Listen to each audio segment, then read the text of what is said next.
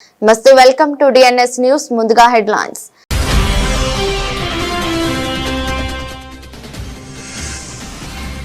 పిల్లలకు బాల్యం చెదరనీయకుండా చేద్దాం. సోషల్ మీడియా బ్యాన్ పై ఆస్ట్రేలియా ప్రధాని కీలక వ్యాఖ్య.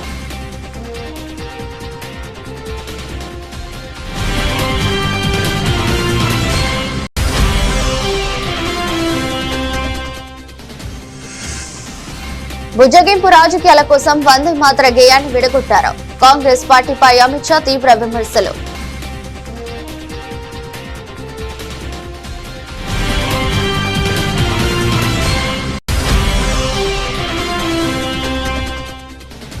డిసెంబర్ 31న రామ మందిరం ప్రాణ ప్రతిష్ఠ కార్యక్రమం 2వ వార్షికోత్సవం. వివరాలు వెల్లడించిన శ్రీరామ జన్మభూమి తీర్థ క్షేత్ర ప్రధాన కార్యదర్శి చంపత్ రాయ్.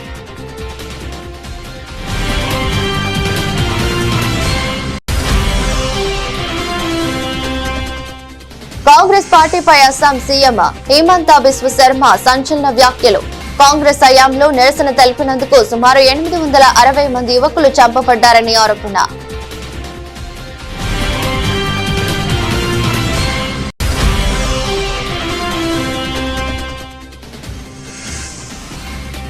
ఎనభై 3 పేజీలతో తెలంగాణ విజన్ డాక్యుమెంట్ ను ఆవిష్కరించిన సీఎం రేవంత్ రెడ్డి. 10 కీలక ప్రణాళికలతో డాక్యుమెంట్.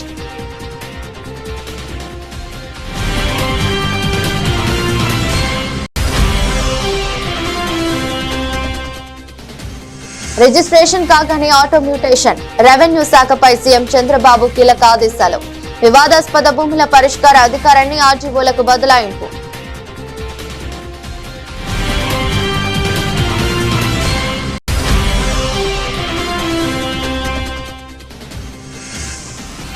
కేసీఆర్ అంటే పోరాటం, త్యాగం. రేవంత్ రెడ్డి అంటే వెన్నుపోటు, ద్రోహమని అభివర్ణించిన మాజీ మంత్రి హరీష్ రావు.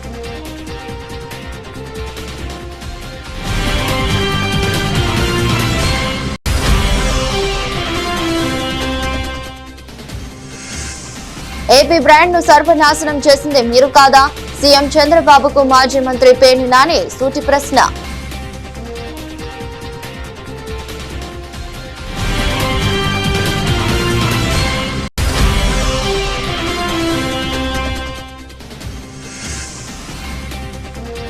హరీష్ ను బయటకు, కేటీఆర్ ను జైలుకు పంపే ప్లాన్. కవితపై మాధవరం సంచలన ఆరోపణలు.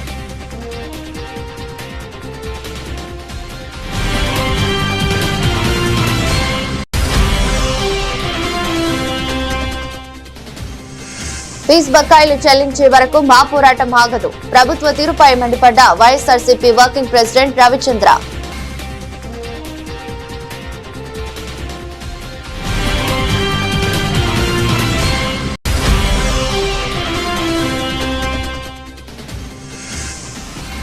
మొదటి టీ20లో భారత్ ఘన విజయం. 74 పరుగులకే కుప్పకూలిన దక్షిణాఫ్రికా. 101 పరుగుల తేడాతో టీమిండియా విన్.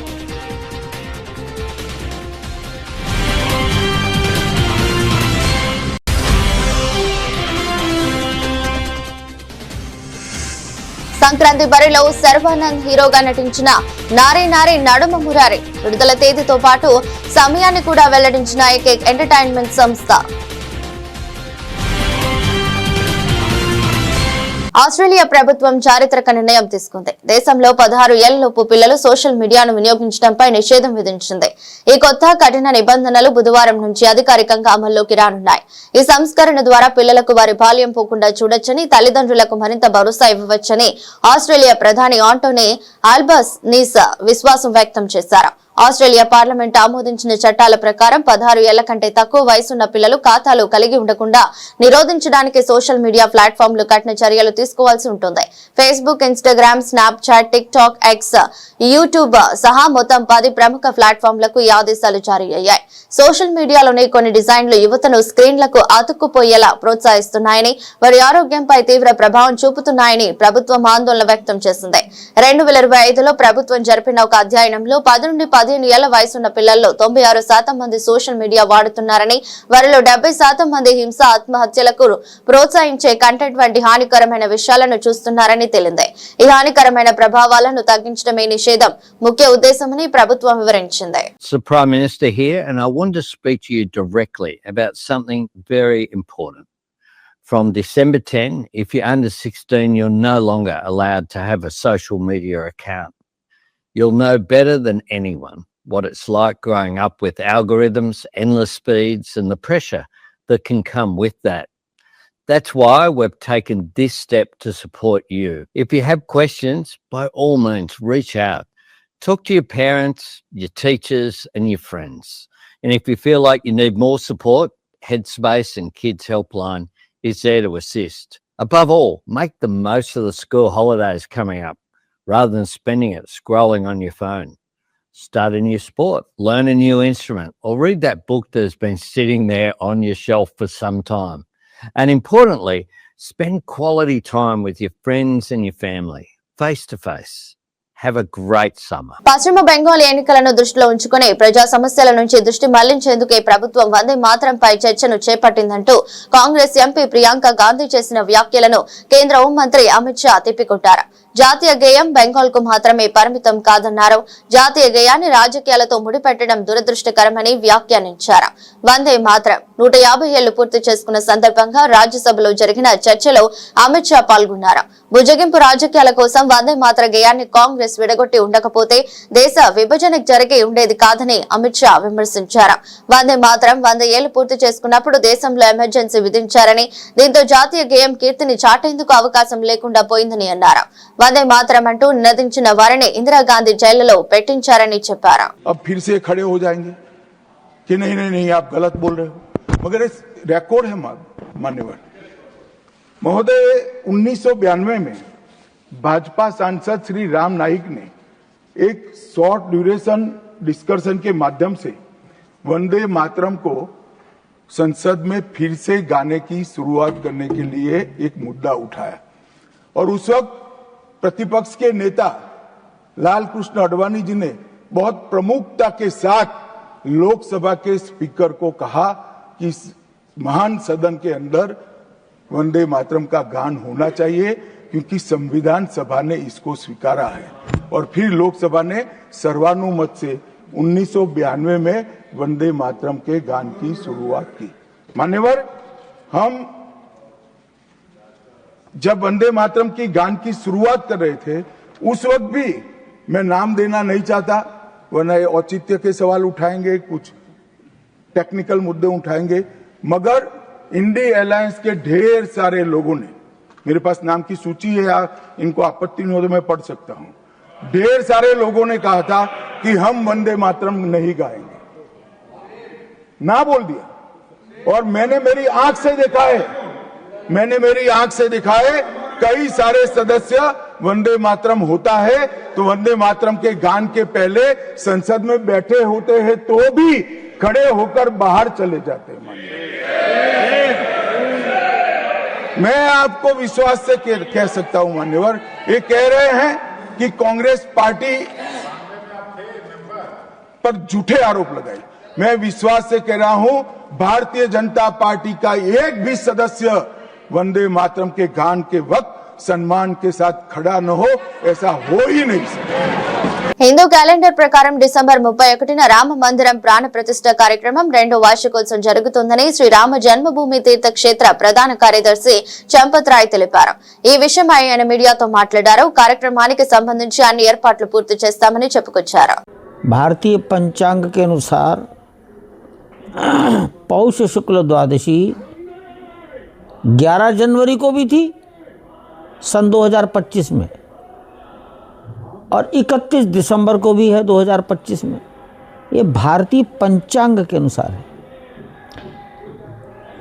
तो भारतीय पंचांग के अनुसार रामलला के विग्रह की प्राण प्रतिष्ठा की दूसरी वर्षगांठ ये 31 दिसंबर 2025 को होगी। क्या करना? तो जैसे लोग अपने जन्मदिन पर पूजा पाठ करते तो भगवान के प्राण प्रतिष्ठा का दूसरा दिन है, कुछ पूजा पाठ करेंगे। अब कितने दिन का करेंगे इसकी तो कोई महत्ता नहीं होती, कोई सार्वजनिक आयोजन नहीं है। కాంగ్రెస్ పార్టీపై అస్సాం సీఎం హిమంత బిశ్వ శర్మ సంచలన వ్యాఖ్యలు చేశారు. కాంగ్రెస్ పార్టీ పాలన సమయంలో సురక్షితమైన అస్సాంను కోరినందుకు అక్రమ ద్రవ్యోల్బణానికి వ్యతిరేకంగా నిరసన తెలిపినందుకు సుమారు 860 మంది యువకులు మరియు అస్సాం పౌరులు క్రూరమైన శక్తులచే చంపబడ్డారని ఆరోపించారు. జీవించి వారి ప్రాథమిక హక్కును అడిగినందుకు 860 మంది యువకులు అమరులయ్యారని ముఖ్యమంత్రి హిమంత బిశ్వ శర్మ అన్నారు. During Assam agitation, 860 young youths and citizens of Assam were killed by the brutal forces of the government, of the Daden government. All we know, in that point of time, Congress ruled Assam, and during that period, 860 young youths were martyred merely for demanding a safe Assam, a secure Assam, merely for protesting against illegal infiltration, merely for asking our own rights to live. After 45 years, today, Government of Assam has constructed a Shahid Smarak Setra and a huge Shahid Stambha, along with many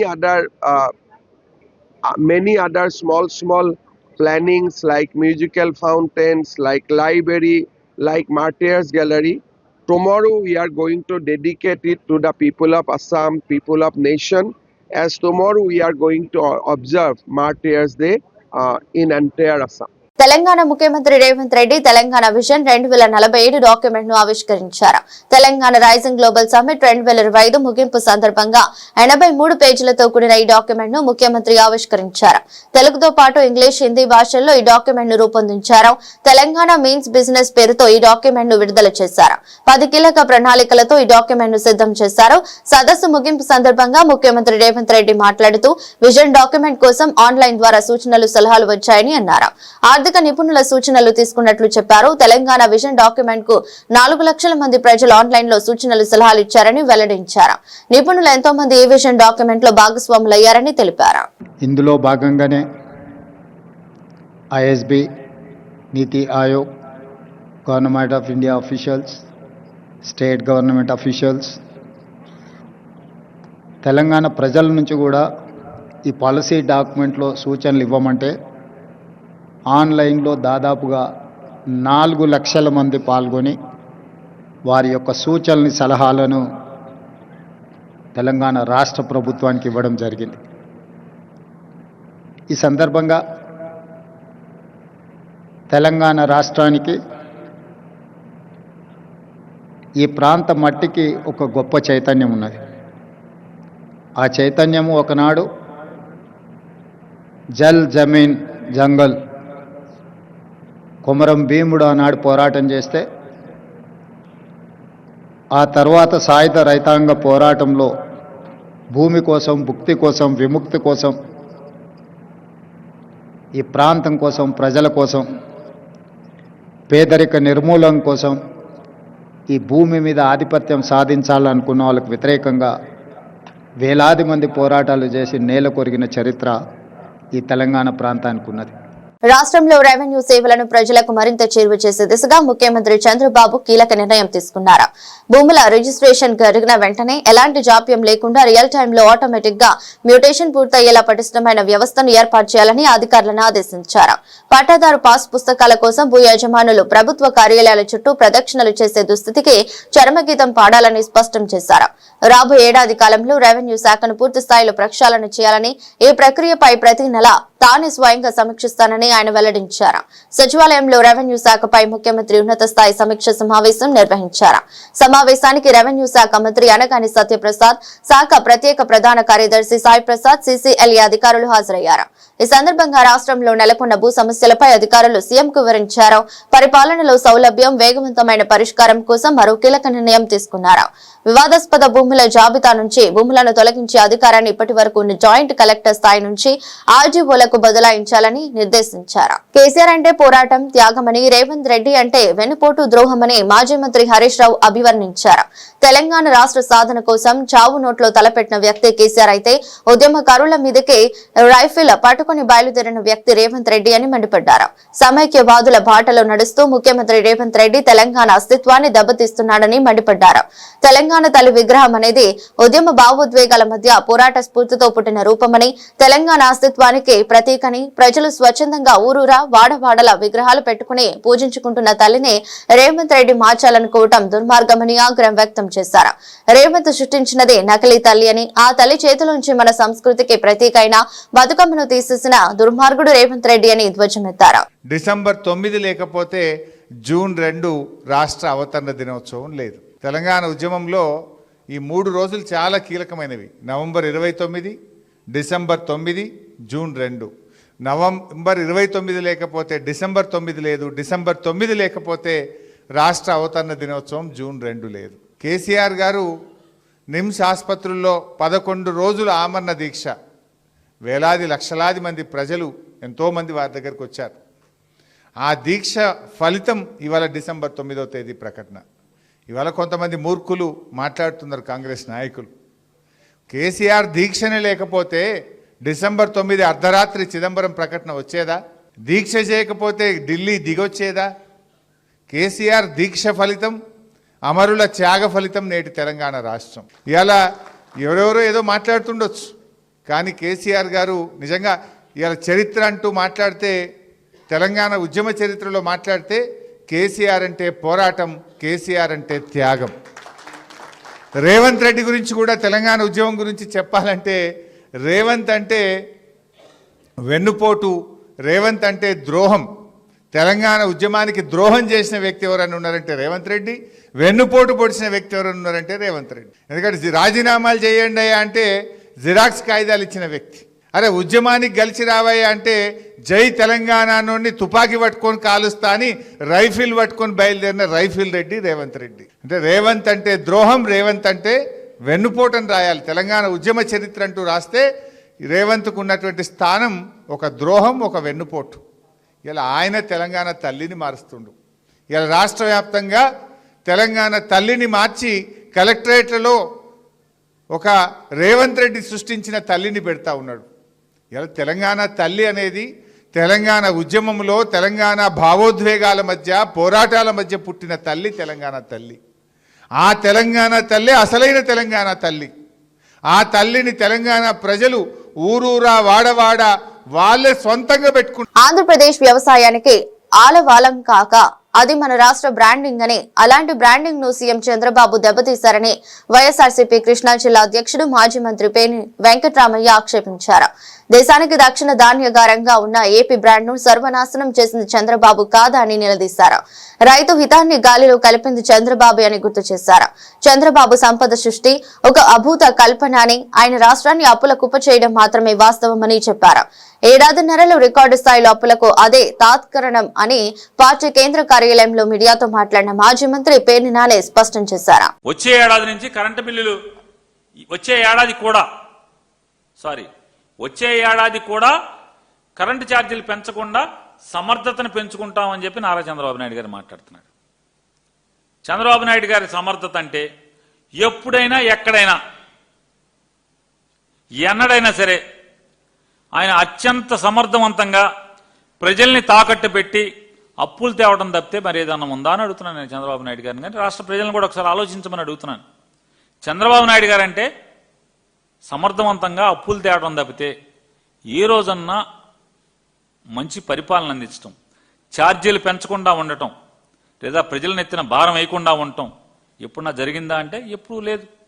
ఈ 18 మాసాల్లో current ఛార్జీలు ఎన్నిసార్లు పెంచాడు, ఎంత పెంచాడు అనేది నారా చంద్రబాబు నాయుడు గారి మాట మనం నమ్మాల్సిన పని లేదు. ఎంత పెరిగాయో ఈ రాష్ట్రంలో ఎవరిని ఏ తలుపు తట్టి ఎవరిని అడిగినా కూడా వాళ్ళ బాధ, వాళ్ళ శోకం చెప్పనలవు కాదు. అసలు మామూలుని అడగక్కర్లా. చంద్రబాబు నాయుడు గారు పెద్దానికి కార్యకర్తలకు పదవి వేయాలంటే IVRSL ఏంటి దాని పేరండి? ఇంటరాక్టింగ్ వాయిస్ రెస్పాన్స్ సర్వీసా ఏంటిది? IVRSL. IVRSL ద్వారా మేము ఎవరికన్నా పదవి వేసినా తెలుగుదేశం కార్యకర్త కాడు ఎప్పుడో మామూలుగా వాళ్ళ తాత ముత్తాతల కానించి జెండా మోస్తుంటారు. ఆడికి పదవి వేయాలన్నా కూడా IVRSL ద్వారా అడుగుతా అంట. ఈయన దగ్గర ఏమో డేటా ఉండదు. ఆడి నిజాయితీ గురించి, ఆడి నిబద్ధత గురించి ఈయన తెలీదు. తెలుగుదేశంలో ఎప్పటి నుంచో జెండా మోస్తున్నాడు గురించి. కానీ వేసిన పదవులన్నీ కూడా కొత్తగా పార్టీలు దూకి ఇడు దూకి అడు దూకి జంపింగ్ జపాంగాళ్ళకి పదవులు వేస్తారు. దానికి మాత్రం IVRSLని అడిగాం, మీకు పదవి లేకపోయాం అని చెప్పి మాట్లాడతాడు. మొన్న ఎప్పుడో ఆ మధ్య చూశాను, వల్లభనేని వంశీని అరెస్టు చేసే ముందు, అరెస్టు చేసిన తర్వాత IVRSL ద్వారా అడిగా అంట, తప్ప ఒప్ప అని. అందరూ ఆహా ఓహో శభాష్ చంద్రబాబు అని IVRSLలో చెప్పారంట. మాచర్ల పిన్నెల్లి రామకృష్ణారెడ్డిని అరెస్ట్ చేసే ముందు పెట్టిందేమో దొంగ కేసా. తెలుగుదేశం వాళ్ళు కొట్టుకు నరుకు సావటం ఏంటి? ఆళ్ళు పడక అసలు పార్టీకి సంబంధం లేదు, ఏనాడు మాట్లాడటం కానీ ఫోన్ కూడా మాట్లాడి అరగనటువంటి పిన్నెల్లి రామకృష్ణారెడ్డి గారినేమో మర్డర్ కేసులో ముద్దాయిగా పెడతారు, తప్పుడు కేసు. దానికి IVRSL ముందు అడిగా అంట, తర్వాత అడిగా అంట. ముందు ఆహా పెట్టాల్సిందే అన్నారంట, పెట్టిన తర్వాత ఏమో ఆహా ఓహో బాగా పెట్టామన్నారంట. ఇన్నిటికీ IVRSL అడుగుతున్నా అని చెప్తున్నావు కదా చంద్రబాబు నాయుడు గారు. ఈ పథకానికి మీ జెండా మోసే కార్యకర్తల భార్యల ఫోన్ నెంబర్కి చేసి అడగండి ఒకసారి. ఏమ్మా 18 మాసాలుగా చంద్రబాబు నాయుడు కరెంటు ఛార్జీలు పెంచలేదు కదా అని అడగండి ఎవరన్నా. ఫోన్ పైలిపోద్ది మామూలుగా, వెంటనే నేలకేసి కొడతారు.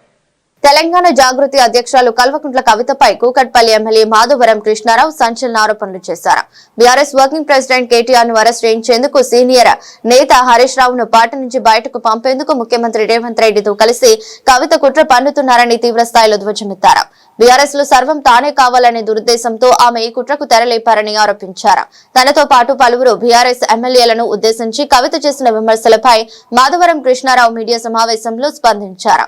ఢిల్లీలో కేజ్రీవాల్ ను నాశనం చేశావు, ఇప్పుడు కేసీఆర్ కేటీఆర్ ను బీఆర్ఎస్ ను నాశనం చేయాలని చూస్తున్నావని కవితపై విరుచుకుపడ్డారు. 10 ఏళ్ల బీఆర్ఎస్ పాలనలో 1000 కోట్లు దోచుకున్నారని, 1000 కోట్లు భూ కుంభకోణానికి పాల్పడ్డారని ఆరోపించారు. 5 నగర్ ల్యాండ్ 170 ఎకరాల ల్యాండ్ ఉంటే IDPL ఎంప్లాయీస్ అందరు కలిసి నా దగ్గరకు వస్తే నేను ముఖ్యమంత్రికి వెళ్ళా, సార్ చాలా నిరుపేదలు ఇల్లు వీళ్ళు 300 గజాలు ఎప్పుడు 4 పెళ్లి కింద కొనుక్కున్నారు, రెగ్యులరైజ్ చేయమంటే ముఖ్యమంత్రిని ఒప్పిస్తే నేను పొగిలేటి శ్రీనివాసరెడ్డి ఇప్పుడున్న రెవెన్యూ మంత్రి ఇద్దరం కలిసి ప్రయత్నం చేశాం, మంచిగా చేద్దామని చెప్పి ఆయన పొగిలేటి శ్రీనివాసరెడ్డి గారు నేను ప్రయత్నం చేస్తే అడ్డం పడి పెద్దగా ఆఫర్ అడిగితే వదిలిపెట్టినందని. నిరుపేదలను కాకుండా IDPL ఎంప్లాయీస్ 100,000 మందిని వాళ్ళు అడగని చెప్తారు ఎందుకు ఆ 163 సర్వే నంబర్ 5 నగర్ ఎందుకు అయిందని. రెగ్యులరైజ్ చేసే రెగ్యులర్గా అడ్డం పడ్డది. ఇప్పుడున్న రెవెన్యూ మంత్రి పొగిలేటి శ్రీనివాసరెడ్డి నేను బదిలీ ఇద్దరం పోయి కూడా ఏమైనా మా గురించి మాట్లాడు చరిత్ర వేసుకొని 4 బండ్లు వేసుకొని 4 పిల్లల్ని వేసుకొని తిరిగి రౌడీజం చేసుకుంటా మేము వస్తున్న భయపడతారు. నెయ్యి హోటల్ కుక్కలు కుక్కడపల్ల కుక్కలు అని తిరిగిపోతూనే ఉంటాయి, వచ్చి తిరుగుతూనే ఉంటాయి, పోతూనే ఉంటాయి. మా ప్రజలు మాకు దేవుళ్ళు, మా ప్రజల పక్షాలు ఉంటాం, ప్రజలనే ఉంటాం. 6 గంటలు వేస్తాం, ప్రజలకు ఏం కావాలో చేస్తాం. ఇప్పుడు గవర్నమెంట్ కాంగ్రెస్ గవర్నమెంట్ ఉంది, నువ్వు కాంగ్రెస్ గురించి మాట్లాడకుండా వచ్చి TRS పార్టీలో తిరిగితే, TRS ఎమ్మెల్యేలు తిరిగితే నీ చిత్తశుద్ధి ఉంటే, నువ్వు తెలంగాణ బిడ్డ అని చెప్పుకుంటే, నిజంగా కేసీఆర్ బిడ్డను అనుకుంటే నువ్వు పోయి స్పీకర్ దగ్గర మన చైర్మన్ దగ్గరకు పోయి నువ్వు డైరెక్ట్ డిస్క్వాలిఫై చేసుకో. లెటర్ పంపిస్తారా ఆయన? నీకే తెలివి ఉంది అనుకుంటున్నావా? లెటర్ పంపిస్తే డిస్క్వాల్ గారు ఎమ్మెల్సీ ఒరిజినల్గా డైరెక్ట్ పోయి లెటర్ ఇచ్చి డిస్క్వాలిఫై చేసుకుంటారు. మేమేంటో మా పార్టీ పెట్టిన భిక్ష నీకు ఎంపీ ఇచ్చింది, మా TRS పార్టీ భిక్ష వల్ల నీకు ఎమ్మెల్సీ వచ్చింది. మేము 2 సార్లు TRSలోకి గెలిచినాం, ఒకసారి TDPలోకి గెలిచినాం. బీటీ బ్యాచ్ దోసుక తినకు వచ్చినామంట. నువ్వు దోసుక తినకు వచ్చినావు అమెరికా నుంచి, మేం కాదు అమెరికా నుంచి వచ్చింది నువ్వు దోసుక తిన. నీకు రాష్ట్రంలో డాక్టర్ బాబాసాహెబ్ అంబేద్కర్ రాజ్యాంగం అమలవ్వడం లేదని, లోకేష్ రెడ్ బుక్ రాజ్యాంగం రాజ్యమేలుతోందని వైఎస్ఆర్సీపీ విద్యార్థి విభాగం వర్కింగ్ అధ్యక్షుడు రవిచంద్ర మండిపడ్డారు. తాడేపల్లి వైఎస్ఆర్ కాంగ్రెస్ పార్టీ కేంద్ర కార్యాలయంలో మీడియాతో మాట్లాడుతూ వైఎస్ఆర్సీపీ విద్యార్థి విభాగం అధ్యక్షుడు చైతన్యది అక్రమ అరెస్ట్ అని, ఇలాంటి అరెస్టులతో ఉద్యమాలను ఆపలేరని తేల్చి చెప్పారు. ఫీజులు చెల్లించాలని అడిగితే పోలీసులతో పిడిగుద్దులు, అక్రమ అరెస్టులు చేయిస్తూ ఫాసిస్టు పాలన సాగిస్తున్న చంద్రబాబుకు తగిన గుణపాఠం తప్పదని హెచ్చరించారు. డిసెంబర్ 8, 2025న సాంఘిక సంక్షేమ శాఖ కార్యాలయం వరకు విద్యార్థులతో మా వైఎస్ఆర్ కాంగ్రెస్ పార్టీ విద్యార్థి విభాగం ఆధ్వర్యంలో ఒక ర్యాలీ నిర్వహించాం. ఈ ర్యాలీ సందర్భంగా విద్యార్థులందరం కలిసి సాంఘిక సంక్షేమ శాఖ డైరెక్టర్ కి వినతి పత్రం ఇవ్వాలని భావించాం. మేము తాడేపల్లిలో ర్యాలీ ప్రారంభమై సాంఘిక సంక్షేమ శాఖ కార్యాలయం వరకు ర్యాలీగా వెళ్తున్న క్రమంలోనే సర్వీస్ రోడ్ లో పోలీసులు అడ్డుకున్నారు. మా ర్యాలీ చాలా ప్రజాస్వామ్యయుతంగా, శాంతియుతంగా ప్రారంభమైంది. పోలీసులు బారికేడ్లు పెట్టి అడ్డగించి ఎవరైతే ఈ ర్యాలీలో పాల్గొన్న విద్యార్థులు ఉన్నారో విద్యార్థులను అడ్డగించి లాఠీలతో నెట్టేసి పిడిగుద్దులు గుద్దుతూ చాలా కర్కశంగా, అమానుషంగా విద్యార్థుల పట్ల వ్యవహరించారు. తీరా అక్కడికి వెళ్ళిన తర్వాత సోషల్ వెల్ఫేర్ కార్యాలయం ముందు మేము కార్యాలయంలోకి ఒక డెలిగేషన్ వెళ్లి, మేము ఒక ప్రతినిధి బృందం వెళ్లి డైరెక్టర్ ని కలిసి రాష్ట్రంలో విద్యార్థులకు రావాల్సిన రియంబర్స్మెంట్, స్కాలర్షిప్ల గురించి ఒక రిప్రజెంటేషన్ ఇస్తాము అని చెప్పేసి మేము పోలీసుల్ని కోరాము. కానీ పోలీసులు మేము అక్కడికి చేరగానే మీరు లోపలికి వెళ్ళడానికి వీల్లేదని చెప్పేసి మమ్మల్ని అన్యాయంగా మా నాయకులందరినీ తోసేసి బలవంతంగా నెట్టేసి చేతులతో గుద్దుతూ, కాళ్ళతో తన్నుతూ, లాఠీలతో డొక్కల్లో నెట్టేసి చాలా దుర్మార్గంగా వ్యవహరించి పోలీసు జీవుల్లోకి విసిరేశారు, వ్యానుల్లోకి కుక్కేశారు. మా రాష్ట్ర అధ్యక్షుడు చైతన్యాన్ని ఈ రోజు జైలుకు పంపించింది ప్రభుత్వం. అరెస్టు చేసిన విద్యార్థుల్ని ఏ పోలీస్ స్టేషన్ కి తీసుకెళ్తున్నారో చెప్పకుండా ముందు తాడేపల్లి పోలీస్ స్టేషన్ అని చెప్పి అక్కడ నుంచి ఏపీఎస్పీ బెటాలియన్ లోకి తీసుకెళ్లి ఏపీఎస్పీ బెటాలియన్ నుంచి తెనాలి వరకు వెళ్తున్నామని చెప్పకుండానే తెనాలి రూట్ లోకి తీసుకెళ్లి చివరికి దుగ్గిరాల పోలీస్ స్టేషన్ కి తీసుకెళ్లారు. దుగ్గిరాల పోలీస్ స్టేషన్ లో ఉదయం 11:30, 12 గంటల నుంచి సాయంత్రం 6 గంటల వరకు నిర్బంధించారు. మళ్ళీ తిరిగి సాయంత్రం 6 గంటలకి తాడేపల్లి పోలీస్ స్టేషన్ కి తీసుకెళ్తున్నామని చెప్పేసి మంగళగిరి పోలీస్ స్టేషన్ తీసుకొచ్చారు. మంగళగిరి పోలీస్ స్టేషన్ తీసుకొచ్చిన తర్వాత మా దగ్గర ఉన్న సెల్ ఫోన్లన్నీ పోలీసులు బలవంతంగా లాక్కున్నారు. అక్కడ నుంచి మళ్ళీ తిరిగి తాడేపల్లి పోలీస్ స్టేషన్ తీసుకెళ్లారు. తాడేపల్లి పోలీస్ స్టేషన్ లో మా అందరితో ఆధార్ కార్డులు తీసుకొని, సంతకాలు తీసుకొని మళ్ళీ మిమ్మల్ని మంగళగిరి పోలీస్ స్టేషన్ కి తీసుకెళ్తామని చెప్పి మంగళగిరి పోలీస్ స్టేషన్ కాకుండా కోర్టుకు తీసుకెళ్లారు. దక్షిణాఫ్రికాతో జరిగిన తొలి టీ20 మ్యాచ్ లో టీమిండియా 101 పరుగుల భారీ తేడాతో ఘన విజయం సాధించింది. భారత బౌలర్లు సమిష్టి ప్రదర్శన ముందు సఫారీ బ్యాటింగ్ లైనప్ పేక మేడలా కూలిపోయింది. 176 పరుగుల లక్ష్యంతో బరిలోకి దిగిన దక్షిణాఫ్రికా జట్టు కేవలం 12.3 ఓవర్లలో 74 పరుగులకి ఆల్అౌట్ అయింది. ఈ విజయంతో 5 మ్యాచ్ల సిరీస్ లో భారత్ 1-0 ఆధిక్యంలో నిలిచింది. లక్ష్య ఛేదనలో దక్షిణాఫ్రికాకు ఆరంభం నుంచే కష్టాలు మొదలయ్యాయి. ఇన్నింగ్స్ రెండో బంతికే ఓపెనర్ క్వింటన్ డికాక్ డకౌట్ వెనుదిరిగాడు. ఆ తర్వాత Tristan Stubbs, captain Aiden Markram కాసేపు నిలబడగా స్వల్ప వ్యవధిలోనే అవుట్ అయ్యారు. కీలక బ్యాటర్లు డేవిడ్ మిల్లర్, డోనోవాన్ ఫెరీరా పూర్తిగా విఫలమయ్యారు. ఒక దశలో డివాల్ట్ బ్రెవిస్ కాస్త దూకుడుగా ఆడినా అతనికి మరో ఎండ్ నుంచి సహకారం లభించలేదు. సఫారీ ఇన్నింగ్స్ లో అతడి టాప్ స్కోరర్ గా నిలవడం వారి బ్యాటింగ్ వైఫల్యాన్ని తెలియజేస్తుంది. భారత బౌలర్లలో హర్షదీప్ సింగ్, జస్ప్రీత్ బుమ్రా, వరుణ్ చక్రవర్తి, అక్షర్ పటేల్ తాలు 2 వికెట్లు పడగొట్టి సఫారీ పతనాన్ని శాసించారు. అంతకుముందు టాస్ ఓడి బ్యాటింగ్ కు దిగిన టీమిండియా నిర్ణీత 20 ఓవర్లలో 6 వికెట్ల నష్టానికి 175 పరుగులు చేసింది. హార్దిక్ పాండ్యా కేవలం 28 బంతుల్లో 4 సిక్సర్లు, 6 ఫోర్లతో అజేయంగా 59 పరుగులు చేసి జట్టుకు గౌరవప్రదమైన స్కోరును అందించాడు. అతనికి తిలక్ వర్మ, అక్షర్ పటేల్ నుంచి సహకారం లభించింది. ఈ సంక్రాంతికి రానున్న సినిమాలకు పెద్ద పోటీనే ఉంది. తెలుగు వారి పెద్ద పండుగకు వినోదం పంచేందుకు టాలీవుడ్ స్టార్ హీరోల సినిమాలతో పాటు చిన్న సినిమాలు రిలీజ్ కు రెడీ అంటున్నాయి. సర్వానంద్ హీరోగా నటించిన నారీ నారీ నడుమ మురారి కూడా సంక్రాంతి బరిలోనే ఉంది. సినిమా విడుదల తేదీతో పాటు సమయాన్ని కూడా వెల్లడించింది ఏకే ఎంటర్టైన్మెంట్ సంస్థ. మార్నింగ్ షో, మ్యాట్నీలు కాకుండా ఫస్ట్ షోతో జనవరి 14న ఈ సినిమా ప్రేక్షకుల ముందుకు రానుంది. ఆ రోజు సాయంత్రం 5:49 రిలీజ్ చేయనున్నట్లు తెలిపారు. సర్వ సరసన, సంయుక్త మీనన్, సాక్షి వైద్య కథానాయకులుగా నటిస్తున్నారు. రామ్ అబ్బా రాజు దర్శకత్వం వహిస్తున్నారు. అనిల్ సుంకర, రామ్ బ్రహ్మం సుంకర నిర్మిస్తున్నారు. విశాల్ చంద్రశేఖర్ సంగీతం అందిస్తున్నారు. వార్తలు ముగించే ముందు మరోసారి హెడ్లైన్స్.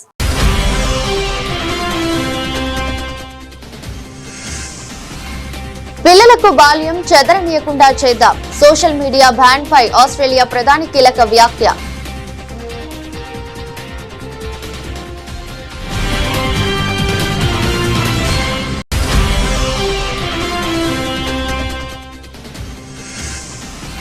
బుజ్జగింపు రాజకీయాల కోసం వందే మాతర గేయాన్ని విడగొట్టారు. కాంగ్రెస్ పార్టీపై అమిత్ షా తీవ్ర విమర్శలు.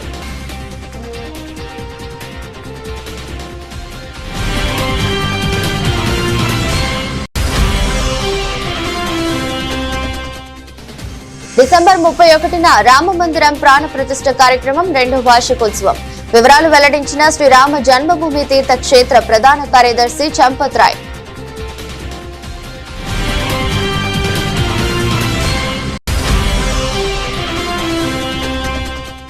కాంగ్రెస్ పార్టీపై అస్సాం సీఎం హిమంత బిశ్వ శర్మ సంచలన వ్యాఖ్యలు.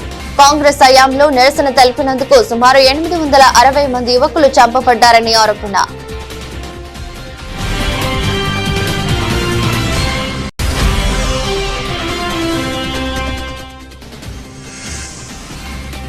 ఎనభై 3 పేజీలతో తెలంగాణ విజన్ డాక్యుమెంట్ ను ఆవిష్కరించిన సీఎం రేవంత్ రెడ్డి. 10 కీలక ప్రణాళికలతో డాక్యుమెంట్.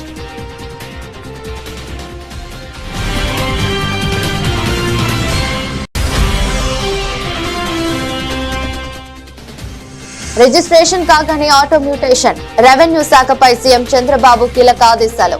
వివాదాస్పద భూముల పరిష్కార అధికారాన్ని ఆర్టీఓలకు బదలాయింపు.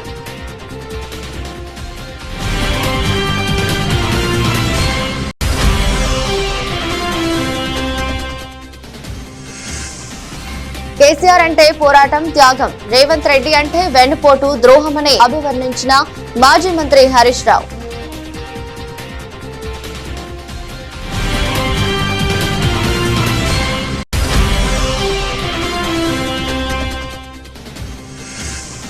ఏపీ బ్రాండ్ ను సర్వనాశనం చేసింది మీరు కాదా? సీఎం చంద్రబాబుకు మాజీ మంత్రి పేర్ని నాని సూటి ప్రశ్న.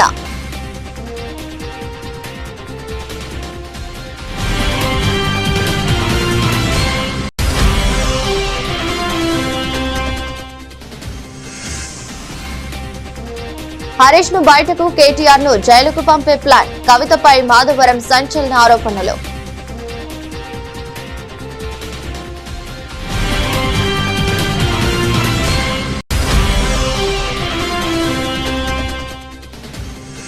ఫీజు బకాయిలు చెల్లించే వరకు మా పోరాటం ఆగదు. ప్రభుత్వ తీరుపై మండిపడ్డ వైఎస్ఆర్సీపీ వర్కింగ్ ప్రెసిడెంట్ రవిచంద్ర.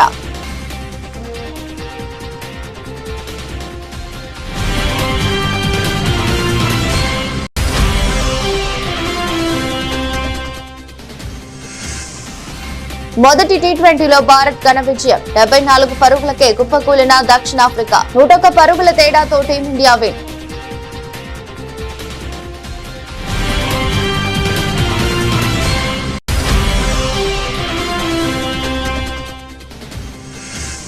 సంక్రాంతి బరిలో శర్వానంద్ హీరోగా నటించిన నారీ నారీ నడుమ మురారి విడుదల తేదీతో పాటు సమయాన్ని కూడా వెల్లడించిన ఏకైక ఎంటర్టైన్మెంట్ సంస్థ.